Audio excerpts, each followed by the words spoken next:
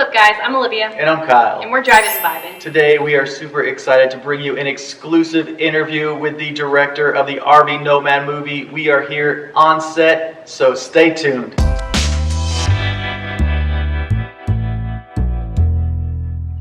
Welcome back to our channel, everyone. Thank you so much for joining us today. We have some exciting stuff going on, as most of you probably know, and you've been keeping up with our updates here.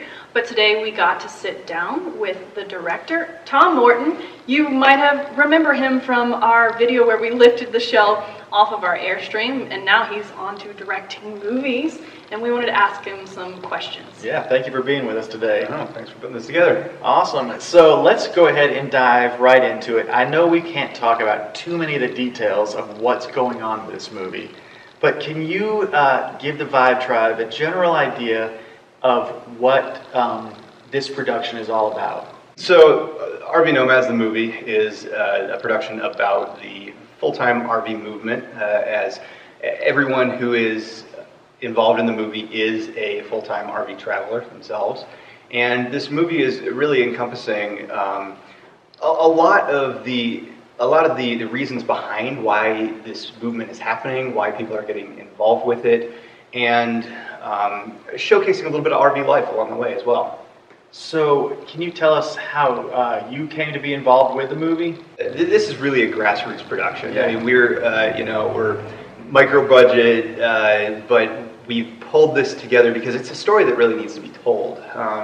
And being a full-time traveler myself and enjoying working with cinema and film, it was an opportunity to get involved with it when the producer actually came to me looking for me to assist with aerial filmmaking primarily. We own a aerial filmmaking company. We've done a number of professional shoots with drones. So originally I was involved just from the aerial production side, but as we got more involved and working with him on it, I think we found that there was an opportunity that needed to be filled, so I kind of slowly just stepped into this role. And from our experience, we know that Tom is very technical. He's very good with figuring things out, and all things like tech related, we resort to him. We're like, hey Tom, can you explain this to us? Because not only is Tom awesome at the aerial footage, which we've seen a lot that you've done, but you got into drones a long time ago. Can you talk about your introduction to drone footage, because it's pretty unique?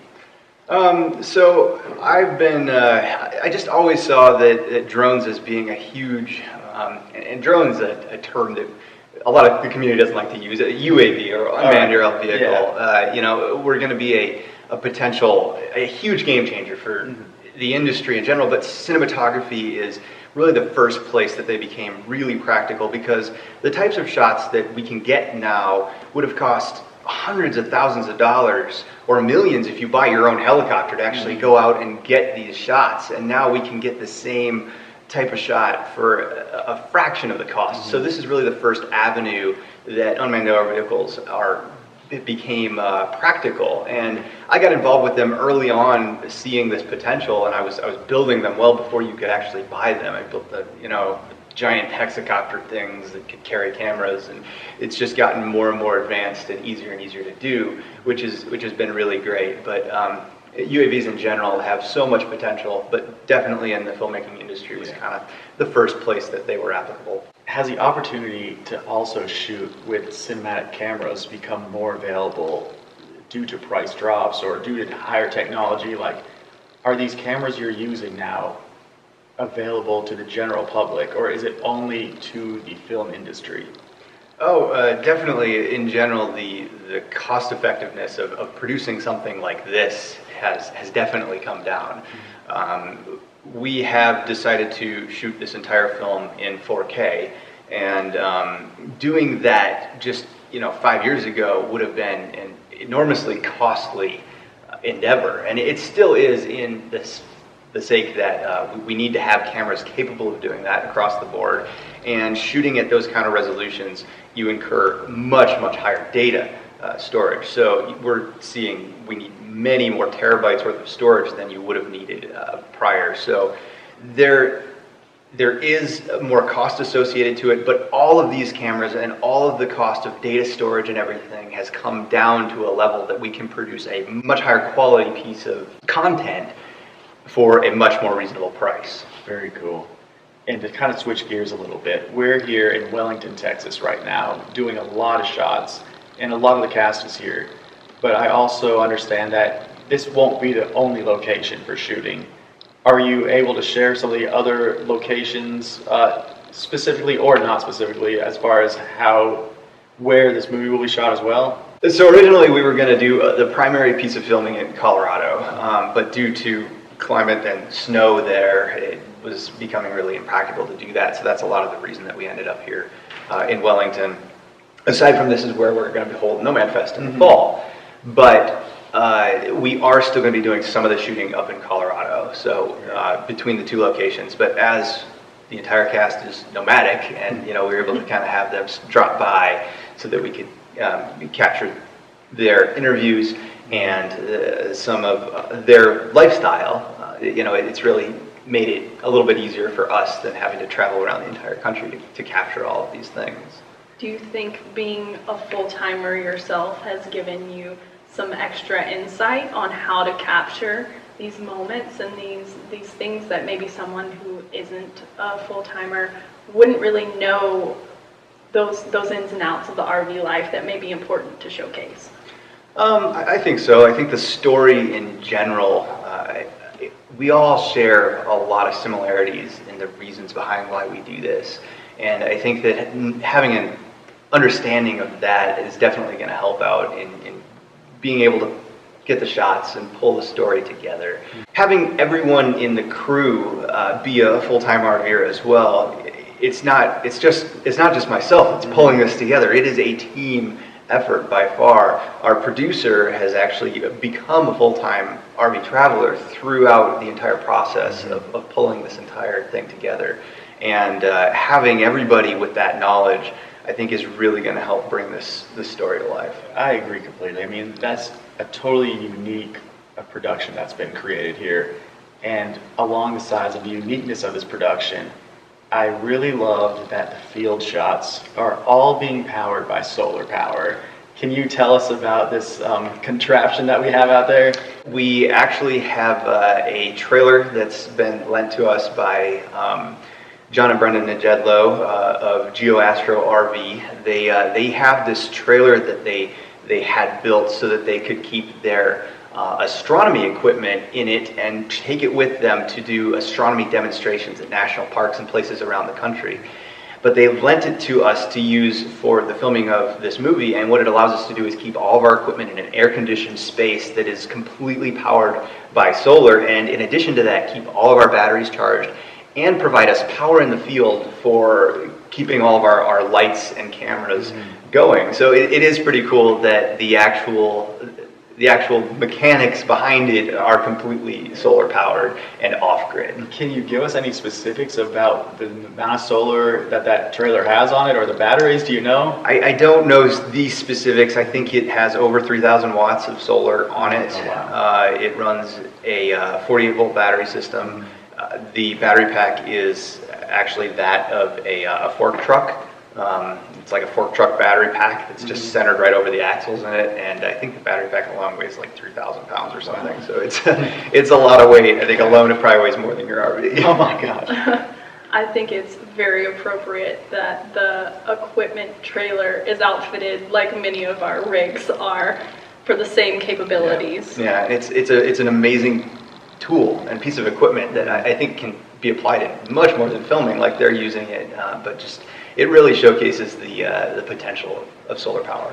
So I've been very curious about your own personal experience and journey going through this. This is obviously a new realm for you. Do you feel like this was kind of an easy transition for you to make, or has it been a little difficult getting used to this new role?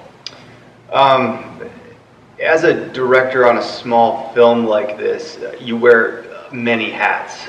It's been everything from storyboarding and assisting with pulling together the story up front to pulling together the equipment and deciding on all the parts and pieces of how we're actually going to make this happen and managing all that. but then also working with the team to actually pull this together. And it has been a bit of a difficult transition, but it's not anything I'm unfamiliar with. I've done a handful of short pieces of content in the past, and I'm familiar with working with the cameras and the casts and everything to pull together the story. But doing it on a much larger scale than I've done in the past has been a bit of a challenge. Mm-hmm. Luckily, we have a really great crew that we're working with, and I'm not formally educated in film by any means. I've worked with this equipment, and my expertise really is in the technical side of things. But I have some really great people working with me, particularly my director of photography is an film-educated individual. This is Jesse Ingram. He's been incredibly helpful in getting the shots and the framing and the lighting and everything set up. So him and everyone else in the crew has just really helped to pull this together and I guess really make it feasible to help me make this a reality. And we see how hard you and the whole crew has been working, and you've been doing an amazing job. We are so impressed by what they are able to capture here, and we're so excited to be a part of this project too. Yes, and thank you for putting in the time to get this story heard, because with the RV sales being as they are now, with the people, millennials wanting to get out there and explore, I think this is really a great opportunity and timing to get the message out there of living the RV nomad life. I agree. Yeah, I think we want to tell the story now because we think it is it's an important story to tell, and hopefully we can change a few people's minds. It's really kind of the goal on this is to enable people to think outside the box a bit and look at not necessarily encourage people to move into an RV and travel the country, but showcase that so many of us have made such a large change in our lives, and we've used RV life as a means to make that change, to step away from something that a lot of us weren't necessarily completely happy with, and try to find something that fulfills a bit more.